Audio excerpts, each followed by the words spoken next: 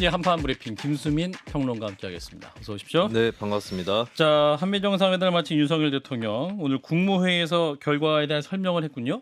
네, 윤 대통령 국무회의 모두 발언에서 가치 동맹의 주춧돌 위에 안보 동맹, 산업 동맹, 과학기술 동맹, 문화 동맹, 정보 동맹이라는 5개의 기둥을 세웠다고 평가를 했습니다. 예. 또 한국 전쟁 당시에 미국의 노력을 언급하면서 한미 동맹 70년 역사는 그냥 주어진 게 아니다. 국가 관계에 있어서 고마운 것이 있다면 고맙다고 이야기할 줄 알아야 한다라고 강조하기도 했고요.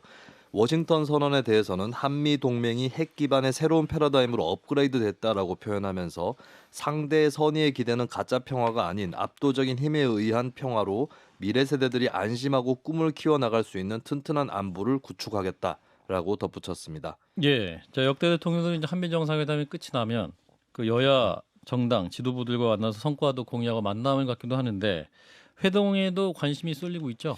네, 대통령 우선 저녁에 국민의힘 지도부와 회동을 갖게 되는데요. 여야 지도부를 망라한 회동에 대해서는 어제 대통령실에서 입장을 밝혔습니다. 예. 여야 원내대표 간 합의가 된다면 대통령실로서는 마다할 이유가 없다라고 답을 했는데 그런데 이것이 박광원 신임 민주당 원내대표만 만나고 이재명 대표하고는 만나지 않겠다는 거 아니냐 이런 해석이 나오면서 민주당에서 반발 기류가 생겼는데요. 예. 오늘 이진복 대통령실 정무수석이 박광원 신임 원내대표를 만났습니다. 취임 축하난을 전달하는 그런 자리가 있었는데 두 사람 비공개 회동이 끝나고 나서 밝혀진 바로는 이진복 수석이 여야 원내대표 간 면담, 그러니까 윤석열 대통령을 포함한 이 예. 회동을 제안을 했는데 박광원 원내대표는 민주당 당대표, 그러니까 이재명 대표를 먼저 만나는 것이 순서라고 명확히 얘기했다. 그러니까 원내대표만의 회동을 거부했다라고 하는 그런 소식이 전해졌습니다. 예. 당연히 대표를 먼저 보는 게 맞겠죠. 원내대표 입장에서도 특히 신임 원내대표 그렇죠. 입장에서 일단 대표하고 못 만나시겠으면 저부터 만나 주십시오라고 얘기하는 그것 것이 자체가 굉장히 불편한 불편한 상황이죠. 상황이고. 네, 그래서 예. 이왕 할 거면 대표님하고 다 같이 만나야 된다. 다 같이 만나야 이렇게 된다. 얘기하는 게 또 신임 원내대표 입장에서는 당연히 또 할 수밖에 없는 제스처인 것 같습니다. 또 비명계이기 때문에 괜한 오해를 받을 수 있기 때문에. 그런 측면 또 예. 추가될 수 있죠. 예. 자, 이런 가운데 한일 정상회담, 그러니까 기시다 후미오 일본 총리의 방한 계획에 대한 얘기가 계속 나오네요. 이제 대통령실에서도 언급을 했습니다. 네, 일단 기시다 총리가 가나를 방문 중에 기자단에게 질문을 받고 7일, 8일 이렇게 한국을 방문하는 방향으로 일정을 조율하고 있다라고 밝혔는데요. 예. 대통령실은 오늘 오후에 보도 자료를 내고 기시다 후미오 일본 총리가 7, 8일 한국을 실무 방문할 예정이다라고 공식 발표를 했습니다. 참고로 실무 방문이라고 했을 때는 국빈 방문 같은 경우는 의전이 상당히 많은 그런 방문이고 그보다 생략된 것이 공식 방문인데 더 의전이 간소화된 것이 실무 방문이다. 이렇게 이해를 하시면 될 것 같고요. 예. 일본 총리의 방한은 2018년 2월 아베 신조 당시 총리가 평창 동계 올림픽에 방문한 이후로 5년 3개월 만이고 양국 정상이 번갈아 오고 가는 셔틀 외교 차원에서의 방한은 12년 만에 이뤄지는 것입니다. 예. 또 이 방미 후에 또 이제 기시다 총리의 방한이 바로 이어지면서 미국이 좀 압박한 거 아니냐 뭐 이런 얘기도 나오는데 일단 좀 지켜봐야 되겠죠. 네, 그리고 뭐 한미일 회담이 유력시 되는데 그걸 앞두고 또 한일 간에 조율할 부분은 없는지 이런 것들도 논의 대상이 될 것으로 봅니다. 예, 곧 G7도 있기 때문에. 자, 일단 대통령의 방미 성과 설명 또 오늘 국무회의 시작하면서 있었는데 어떻게 들으셨습니까, 진작하님? 이걸 보면은 이분이 동맹이란 말에 이제 엄청나게 집착하잖아요. 많이 써셨죠. 옛날에 국사 시간이 생각나요. 부여에는 영고가 있고 고구려에는 동맹이 있고 동해에는 무천이 있었고 일종의 제천의식인 것 같거든요. 예. 그러니까 이름을 이렇게 왜 이렇게 동맹에 집착하는지 모르겠거든요. 문제는 뭐냐면 그 하나하나에 실체가 있느냐라는 거잖아요. 근데 실체가 없거든요 지금. 그런데 자꾸 이렇게 브랜드를 하는 것 같아요. 왜 그 아파트들 이름 바꾸는 거 있잖아요. 이렇게 예. 뭐 서양식 이름으로 바꾸고 뭐 약간 그런 느낌이 좀 강해요. 그러니까 예컨대 뭐 안보동맹이나 산업동맹 딱 두 가지만 얘기하면 참 좋은데 거기다 계속 뭐 라인 문화동맹, 붙이듯이 뭐 동맹 정보동맹. 하다 보니까 이건 지금 멘탈리티가 뭔가 좀 이상하지 않느냐라는 느낌이 좀 들어요. 예, 동맹이라는 단어가 42번 나왔다고 하는데. 자, 김 소장님 어떻게 들으셨어요? 사실 대한민국이 미국하고 가치를 공유할 수는 있죠. 가치도 자유민주주의라는 가치를 서로 공유하고 지금까지 좋은 관계를 유지해 왔던 것 아닙니까? 군사적으로는 동맹을 맺어서 서로 간의 안전 문제에 있어서의 우산이 되어주고 특히나 우리에게 핵 개발을 포기하게 함으로써 그에 상응하는 전력을 도와주는 것은 우리가 요청해서 도와주는 게 아니라 미국이 우리에게 핵 개발 안 하게 하기 위해서 던지는 당근의 성격도 있는 것이거든요. 예. 공유까지는 할 수 있는데 이걸 동맹이라고 선언하는 순간 우리가 미국 옆에 사는 게 아니잖아요. 미국 옆에 붙어 있는 섬이 아니라 아시아라는 대륙에 붙어 있는 반도라는 성격을 가지고 있기 때문에 이 지역에서 우리가 가까운 이웃들과 어떻게 살 것인가에 대한 문제도 생각해야 되거든요. 그래서 가치를 공유하면서도 노태우 대통령 같은 이 반공주의자가 중국, 소련하고도 수교를 맺으면서 지금까지 우호적인 관계를 유지하면서 이명박 대통령이 중국과 전략적 관계를 맺어서 북한을 소외시키면서 북핵에 대한 압력을 가해왔던 그러니까 제가 불호 보수 정권들의 말씀 계속 드리는 것은 이들도 이 문제는 굉장히 침착하게 바라보면서 균형 외교를 하려고 노력을 했는데 이걸 일거의 동맹으로 해결할 수 있다는 생각. 그러니까 모든 문제를 굉장히 단순화해서 자 너희들 이렇게 복잡하게 생각 없어 할 거 없어. 답은 이거야. 동맹이지. 한미일이 동맹하면 모든 문제가 해결되라는 글쎄 이런 1차원적인 생각이 지금 이 포퓰리즘이 바로하는 시대에는 딱 뭐 대중들의 마음에 맞을 거라고 생각해서 하시는 말씀이겠지만 외교가 그거보다 복잡하다는 걸 이제 1년 정도 하셨으면 알 때도 되지 않았나 걱정이 됩니다. 예. 그러니까 대통령 말 중에서 이해관계를 따지지 않는 가치동맹이란 말을 하잖아요. 동맹이라는 건 이해관계 때문에 맺는 거거든요. 기본적으로. 동맹의 시작은 아니 뭐 사귀는 겁니까 둘이서? 파리 드는 소리를 해야지. 예. 그럼 보면 자꾸 그 동맹 얘기하는 게 한미 동맹 교처럼 약간 종교적인 차원, 혈맹이라는 단어 약간 좀 쓰시고. 이념적인 차원 이게 굉장히 강한 것 같거든요. 아니 국익이 다 그리고 동맹 관계 속에서도 국익이 다르기 때문에 미국에서 우리를 도청한 거 아닙니까? 그들은 다르게 생각을 하는데 도청을 했다는 건 뭡니까? 한국과 미국의 관계를 자기들 국익에 맞게끔 끌고 가겠다는 의도가 있으니까 도청을 하는 거 아니에요? 그런 겁니다. 동맹 관계라는 게. 그런데 앉아가지고 뭐 이해관계를 따지지 않는 가치 동맹 이런 얘기를 딱 들으면은 이분들이 동맹에 대해서 굉장히 낭만적인 내지는 무슨 뭐랄까 약간 무협지적인 생각을 갖고 있는 게 아닌가. 무협지? 무협지도 그렇게 나이브하지 않은데 순진하지 예, 않은데. 두 분이 너무 비판적으로 말씀하셔서 김수민 평론가 긍정적으로 볼 수 있는 네. 측면을 찾아주십시오. 일단 가치 동맹인 이제 균형 외교에 대한 어떤 이론적 반박이 충분히 될 수 있는 부분은 그러니까 균형 외교라는 게 결국 중국 러시아 관계에서 어느 정도 이제 이익, 경제적 이익이랄까요? 이런 것들을 중심으로 추구를 하는 건데 예. 가치 동맹이라고 했을 때는 이제 과거에 먹고 살기 위해서 붙었던 동맹이 아니라 민주주의라든지 평화, 시장 경제 이런 것들을 공유한다라는 차원에서 이제 명분론적으로 우세인 부분은 분명히 있을 거라고 봅니다. 그리고 한편으로 생각했을 때는 민주주의 시장 경제 공동 코드가 있는 나라하고 잘 못 지내는데 그 코드가 다른 나라하고는 어떻게 잘 지내겠는가 이런 또 당연한 얘기도 따라 붙을 수 있는 거겠죠. 근데 문제는 이제 실질적인 내용이 아닌가 이렇게 보여지는데 전 두 가지 부분을 짚어 나가야 된다. 그러니까 가치를 정말 공유를 하고 있느냐. 예를 들면 한국이 미국한테 배워야 될 민주주의 인권에 대한 부분이 있을 거고 거꾸로 미국이 한국에게 배워야 될 것이 있을 텐데 그런 부분들이 잘 교환되고 있느냐가 중요한 것 같고 두 번째는 이제 민주주의 국가로서 가치 외교를 한다면 서로 간의 민주적인 관계여야 할 텐데 예. 편하게 할 말은 할 수 있는 관계인가 이 점도 같이 짚어야 될 것 같습니다. 그러네요. 그리고 이제 원내대표끼리 한번 만나자라고 이진복 수석이 아마 좀 문을 띄운 것 같은데 이제 민주당에서는 안 된다. 대표 먼저 만나야지 이렇게 답이 나왔어. 이 반응은 당연한 거죠, 진 작가님?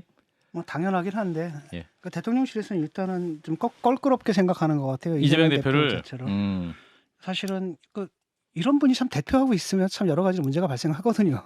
지금 그 사법적인 수사를 받고 있고 그다음 재판까지 받고 있는데 그러니까 그럼에도 불구하고 그 재판을 받고 있는 개인 이재명하고 하나의 당 대표를 맡고 있는 이재명 당대표 이재명에 대해서는 그렇죠. 좀 분리해서 봐야 되지 않나라는 생각이 들어요.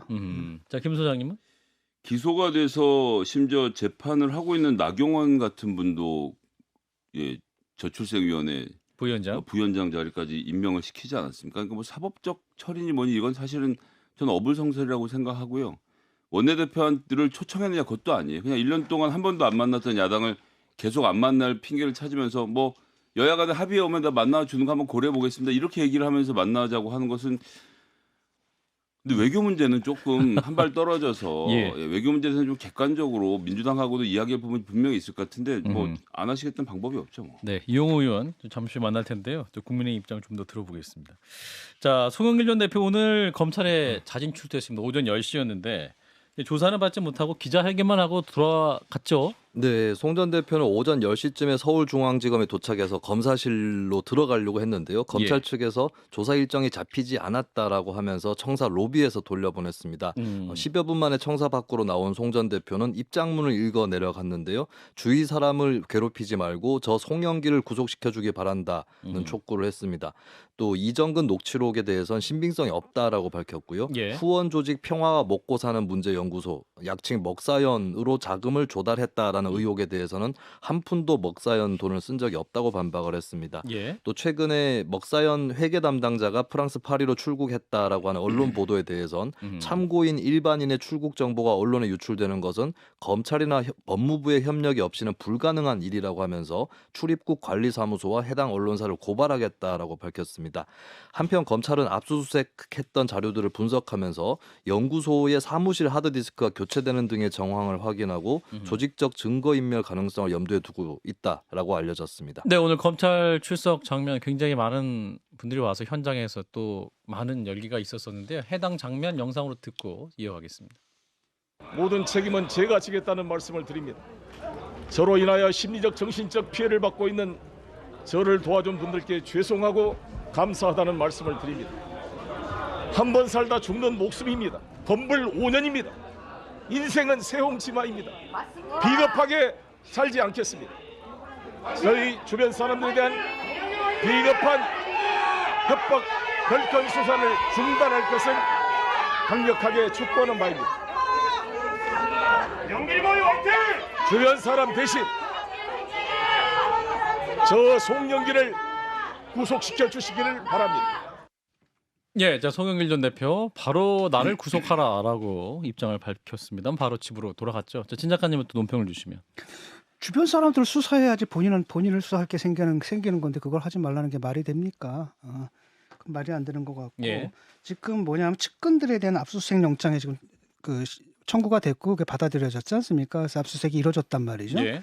그런데 그 검찰에서 뭐라 그러냐 수사의 새로운 단서를 찾았다. 그래서 이게 압수수색 영장을 갖다 신청했고 받아가지고 했다, 집행했다라고 얘기를 하지 않습니까? 예. 무슨 얘기냐면 녹취록에 그 얘기가 나오거든요. 이정근 씨가 모아서 뿌린 그 돈 봉투 외에 강내구 씨가 그런 얘기를 하잖아요. 근데 어디서 끌어왔는지 모르지만 영길이 형이 많이 또 처리했더라고 이 구절이 나오거든요. 예. 이 부분을 좀 치고 들어가는 것 같아요. 새롭게. 검찰이? 예. 그 부분이 나오고 아마 여기서 아마 이분이 이제 상당히 위기감을 느꼈던 모양이죠. 그래서 나와가지고 저 얘기를 하는 건데 일단은 좀 말이 안 되는 게 주변 사람부터 수사를 해야지 검찰이 물을 게 생기잖아요. 예. 물을 게 있어야지 부르는 거거든요. 그럼 그때 나와야 되는데 검찰이 아직 질문지도 준비 안 했는데 나와가지고 혼자서 원맨 쇼를 지금 하고 있는 거고 그다음에 또 다른 한편은 정치 문제화하는 겁니다. 뭐 공안부 아니 그 특수부가 아닌 공안부에 수사하게 달라. 뭐 자기가 무슨 이제 뭐 정치범입니까 이게 사안이 그런 것도 아니고.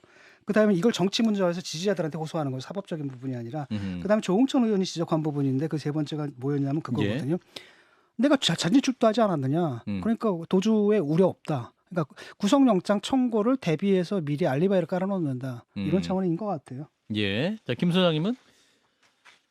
사실 뭐 오늘 가서 수사를 해달라고 해서 수사가 될 것도 아니었고 예전에 이렇게 돌파했던 사례는 그 대선 차떼기 논쟁이 벌어진 이회창 전 다음에 총장. 이회창 전 총재가 한번 이렇게 출석을 해서 결국 피의자로 전환되지 않고 수사를 마무리 지었던 전례가 있는데 그때 검찰과 지금 검찰이 다르고요. 그때 판단과 지금 판단이 다를 수밖에 없는데 글쎄요, 뭐 이 문제에 대해서는 따로 뭐가 있겠습니까? 검찰이 수사를 하고 있는 중이니 검찰 수사 결과를 지켜봐야죠. 뭐 이게 예. 송영길 대표가 본인의 뜻대로 할 수 있는 문제는 아니라고 봅니다. 김수진 평론가 오늘 장면 어떻게 보셨습니까? 일단 뭐 검찰은 본인 의도대로 검찰의 시계대로 네. 가겠다 그런 입장인 거잖아요.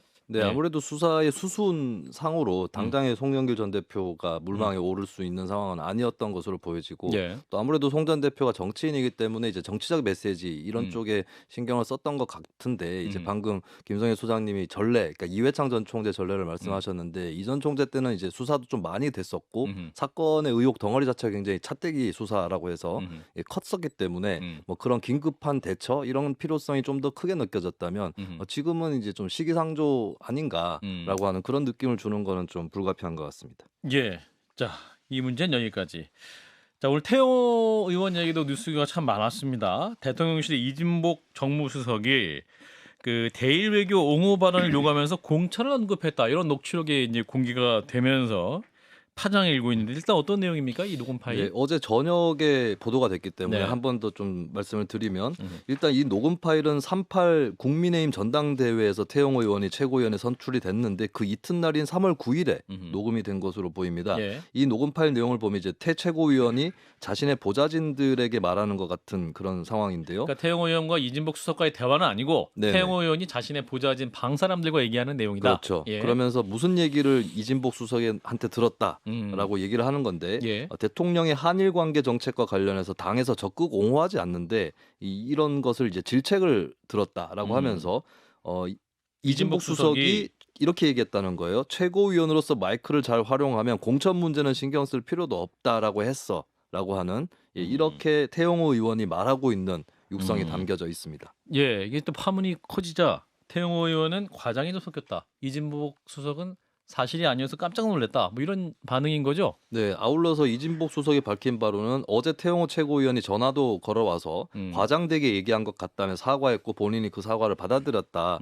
이런 사실 또 아울러서 공개를 했습니다. 예. 하지만 정치권 파장은 이어지고 있는데요. 예. 민주당의 권칠승 수석 대변인은 녹취 내용대로 대통령실이 공천을 미끼로 당무에 개입했다면 민주주의의 근간인 삼권 분립을 훼손하는 폭거이자 불법 행위다라고 비판했습니다. 예. 국민의힘의 공식 입장은 사실 무근이라고 하는 이 당사자 해명을 받아들이는 이 전제에서 얘기를 하고 있긴 한데요. 예. 근데 당내 일각에서 이를테면 허은하 의원은 윤리위원회 징계, 유승민 전 의원은 수사 필요성을 제기하는 등의 특히 비윤계 의원들 인사들 사이에서 비판이 불거지고 있습니다. 예. 유승민 전 의원은 이진복 수석은 경질해야 되고 태영호 의원은 최고위원 사퇴해야 된다. 이런 말까지 하고 있는 네. 그런 상황이긴 한 것 같습니다. 굉장히 공교롭네요. 내용 자체가. 자, 진 작가님 어떻게 들으셨어요? 이거는 뭐 사실이겠죠. 누구 말이 사실입니까? 태영호 의원이 보좌진들이 한 말이 사실이다? 그러니까 그 아니면 과장에서 말했던 게 사실이다? 정부 개입을 해왔잖아요 이제까지. 아, 대통령실이 계속, 당무에 당무에 계속 그 개입을 해왔고 그러다 이번에 한 건이 제대로 딱 걸린 거죠. 어. 태영원의 의원을 말을 들어보세요. 말이 틀린 말이 하나도 없거든요. 그 심지어는 뭐냐면 그 말을 듣고 정신이 바짝 들었다 이런 얘기를 하거든요. 아, 본인이 그렇죠. 강남 재선을 위해서. 그러니까 그런 말을 갖다 꾸며댈 수 있고 그걸 과장되게 말할 때 그런 저기 감정 표현이 들어가냐 그런 건 아니거든요. 깜짝 놀랐다. 그렇죠. 이 표현 자체가. 그다음에 뭐 또 공천에 관심이 있다라는 건 다 알고 있는 거고 그렇다고 한다면 이걸 해라. 그다음에 그 이후의 행동이 또 이어졌지 않습니까? 예. 실제로 뭐라고 얘기를 했냐면은 그 징용공 그 문제를 가지고 굉장히 비난을 받아가지고 대통령 지지율이 뚝뚝 떨어질 때 그렇죠. 뭐라고 얘기를 했습니까? 뭐 위대한 결단이다, 뭐 단호한 결단이다, 과감한 결단이다. 방송과 인터뷰에서 그렇죠? 그런 얘기를 좀 많이 했었죠. 그 칭찬을 했단 말이죠. 예. 그다음에 이번에도 일본에서 국방백서 있는데 그 안에 독서는 뭐 일본 땅이다라고 돼 있는데 예. 그걸 가지고 뭐라고 했습니까? 일본 정부가 우리한테 화답한 것이다 이런 얘기를 했단 말이죠. 예. 이런 거 누가 봐도 왜냐하면 국힘에서도 이런 거 발언을 못 하거든요. 근데 이런 과감한 발언들을 그냥 해줬단 말이죠. 예. 라고 했던 게 그 이후에 또 이런 일들이 벌어졌다고 한다면은 실제로 거기서 벌어진 일이 실행이 됐잖아요. 예. 그래서 뭐 전후 관계를 봐가지고 그건 분명히 얘기를 했고 이게 사실이라면 사실이랑 큰일이고 이건 내가 볼 때는 뭐 수사도 필요한데 양쪽에서 또 아니라고 얘기를 할 거 아닙니까? 그래서 그렇죠. 사실 수사가 굉장히 힘들지만 이게 어떤 사안이냐면은 박근혜 전 대통령이 이걸 가지고 실형 선고를 받았던 사건이에요. 공천 개입 문제로. 공천 개입 문제로. 예. 참 김성애 소장님은 이 부분 어떻게 들으셨어요? 일단 수령론을 우리 조기 교육 받으신 북한에서 태영호 최고위원이 이진복 수석께서 공천 얘기는 안 하신 것도 확실하고 나머지 내용은 잘 생각나지 않는다라고 이제 남의 허물은 덮고 본인의 허물을 강조하시는 모습이 참 인상적이었고요.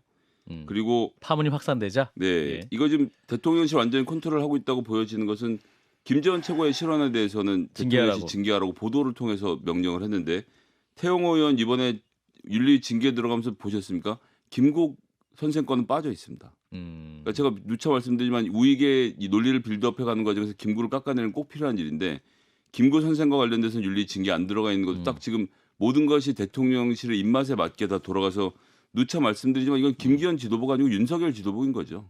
그래서 지금 최고위원들이 왜 윤석열 지도부에 걸맞은 발언을 하지 않느냐는 지적을 하면서 총선의 공천 얘기까지 꺼낸 것은 최고위원들만 이러면 이거 최고위원만 이러겠습니까? 이런 식으로 많은 의원들에게 공천을 놓고 이런저런 협박을 대통령실이 일상화하면서 당 대표가 아무 말도 못하고 사실 김기현 대표 지금 어딘지 안 보이거든요. 음. 이렇게 밀어넣는 상황이라고 한다면 이건 상당히 심각한 문제이기 때문에 유승민 의원 수사 얘기 꺼내는 게요. 이게 무슨 정적이라서 이런 문제가 아니라 야 이러다 정말 당 절단 나겠다 싶으니까 지난번 박근혜 대통령 때 사례도 있어서 예. 지금이라도 빨리 수습해야 되겠다는 생각을 할 수밖에 없는 것. 이건 좀 엄중하게 봐야 된다고 생각합니다. 예. 자, 김수인 평론가님, 그 이제 국민의힘 윤리위 징계 관련해서 태영호 의원이 또 관련 내용 가지고도 좀 논의가 될 수 있을까요? 아니면 그 징계에 영향을 좀 끼칠 수 있을까요? 아 이번 내용. 예, 이번 내용 자체가. 근데 이제 뭐 좀 법률적으로 말씀드리면 독수독과라는 말이 있지 않습니까? 독수독과? 그러니까 뭐 증거가 적법하게 수집돼야 아하. 쓰일 수 있다라고 증거 하는 건데 능력주의가 이게 이제 있다. 그냥 예. 그 육성이 이제 녹음이 돼버린 거라서 예. 그리고 당사자들이 일단 아니라고 부인을 해버렸기 때문에 예 그리고 국민의힘 입장에 사실 국민의힘에서는 지난 경선 때 그런 일도 있었지 않습니까? 그 대통령실의 행정관이 개입을 한 정황 그렇죠. 이런 것들이 드러났는데 단톡방에 들어와서 사실 이 부분은 국민의힘 당원 당규나 정당법을 고려를 하면 국민의힘이 불쌍의 행정관을 고소고발할 수도 있는 네, 업무 방해라든지 등등의 근데 그런 조치는 전혀 취해지지 않았었고 한 거를 비춰봤을 때는 예. 이번에 이 일을 가지고 국민의힘에서 뭐 징계 사유로 삼는다거나 그렇게 하기는 상당히 어렵지 않을까 이렇게 보입니다. 예. 자, 관련 내용은 잠시 후에 또 이용호 의원과 좀 나눠보고요.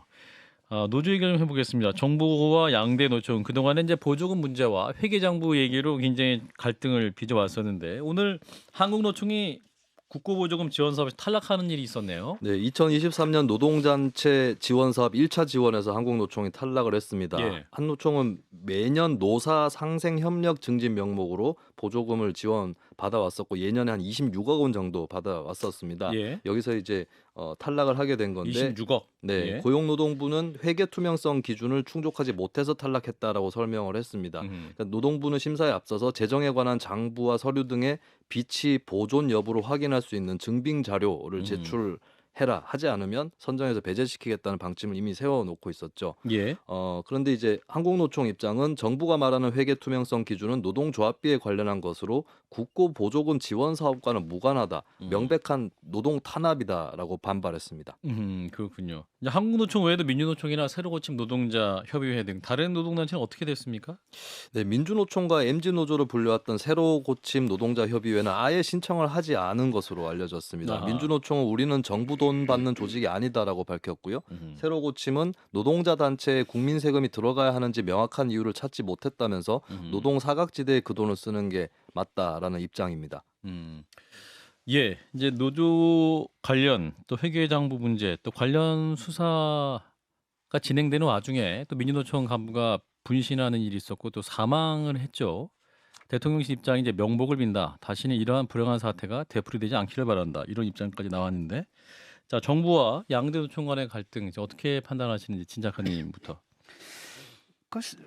이게 그 노조를 일단 때리는 것 자체가 음. 노조의 어떤 실제가 갖고 있는 문제를 극복한다라든지 해결한다라든지 이런 차원의 문제가 아니라 예. 일단은 노조를 덕대시해서 때리면 지지율이 오른다라는 공식에 따라 움직이는 거거든요. 이것도 보게 되면 뭐 노조가 엄청난 나라 돈을 써먹는 것처럼 생각이 들잖아요. 예. 그다음에 그 돈 너희들 회계 투표하지 않은데 너희들 줄 수 없어 뭐 이런 논리란 말이죠. 근데 실제로 그게 이제 몇십억이고 그게 주로 어디다 쓰냐면 그러니까 정부에서 직접 하기 어려운 사업들을 노조에서 왜냐하면 관련성이 노조가 크니까 노조에서 위탁해서 쉽게 말하면 노조가 안 하면 정부에서 알아서 해야 할 사업이거든요. 예, 예. 그걸 주는 건데 그걸 가지고 이렇게 무슨 생색을 내니까 근데 저는 지금 이해가 좀 안 되더라고요. 그래서 이게 대개는 뭐냐면 노동상담소 이런 걸 운영하는 데거든요. 일단은 노동상담소 일단은 이걸 못 받게 되면 이제 전국에 있는 노동상담소가 문을 닫거나 아니면 예. 노조가 위축되거나. 노조가 자기 역할을 못하거나. 회계를 통해 가지고 이걸 지원을 해야 되는 이런 상황이 되는 거거든요. 그래서 굳이 이게 필요한가? 그런 그 정부의 그 상징적인 제스처, 어떤 정치적 상징적 제스처 때문에 쓸데없는 그 결국 노동자들한테 피해가 돌아가는 거잖아요. 상담을 받아야 할 노동자들한테 예. 굳이 이래야 되나 싶어요. 예, 이제 김 소장님은?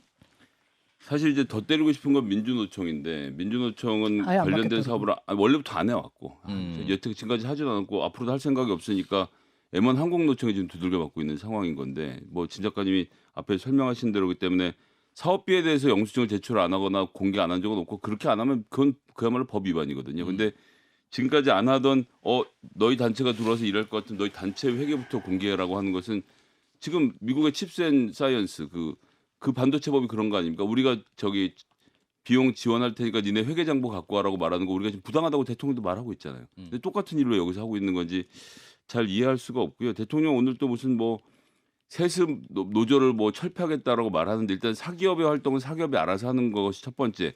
예를 들어 공기업에서 세습을 하겠다면 그거 못하게 해야 되겠지만 그럼 그렇게 말하면 이재용 회장 얼마나 깜짝 놀라겠습니까? 지금 세습을 하고 있는 것은 재벌 회장들인데 그런 점도 고려를 하지 않았고 그렇게 대상을 삼아서 입건까지 했던 기아자동차 같은 경우 지난 10년 동안 세습에 의한 노동자가 뽑힌 사례가 없다는 거거든요. 그러니까 뭔가 실체가 없는 것을 갖고 자꾸 그 이렇게 두루뭉술하게 잡아서 공격하는 것 같은데 좀 공부를 먼저 하시는 게 좋지 않을까. 일단은 이 예산 아마 집행이 안 될 겁니다.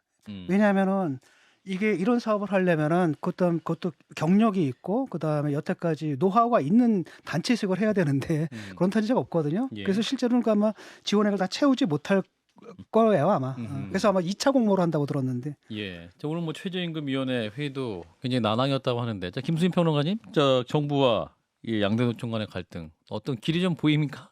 현재로서는 보이지 않죠. 굉장히 보이지 않고 사실 예. 그리고 양대노총 모두가 정부하고 거의 예. 비슷한 수준으로 반목하는 건 상당히 좀 어려운 오랜만에 상황이죠. 있는 그러니까요. 일입니다. 그러니까 예. 한국노총 같은 경우는 이제 지역마다 좀 특징이 다르기도 하겠지만 국민의힘 쪽 지지 기반인 약간 보수적인 지역들도 적도 있었고. 예, 있는데 이제 이것이 어떻게 또 정치적으로 파장일 것인가라고 하는 그런 부분까지 더하면은 어떻게 보면 이제 전례도 별로 없기 때문에 좀 앞을 알 수 없는 양상으로 가고 있는 것은 분명하다라고 보여집니다. 근데 다만 중요한 거는 지금 이제 보조금 지원 여부하고 회계장부 비치 증명 이게 연계가 되고 있는데 사실 예. 이제 같은 기준을 대면 여러 민간 단체들도 보조금 이외 부분까지 회계를 공개해야 되는 의무가 생길 수 있거든요. 예. 물론 이렇게 해야 된다라고 할 수도 있는데 예. 아직 사회적 합의가 거기에 좀 이르지는 못했다. 이 점은 분명하게 보여주는 것 같습니다. 네. 민노총, 한노총 이렇게 하면은 이게 이분들이 얼마나 우경화되어 있는지를 보여주는 거예요. 옛날에도 한노총은 그래도 국힘 편이었는데 어느 정도는.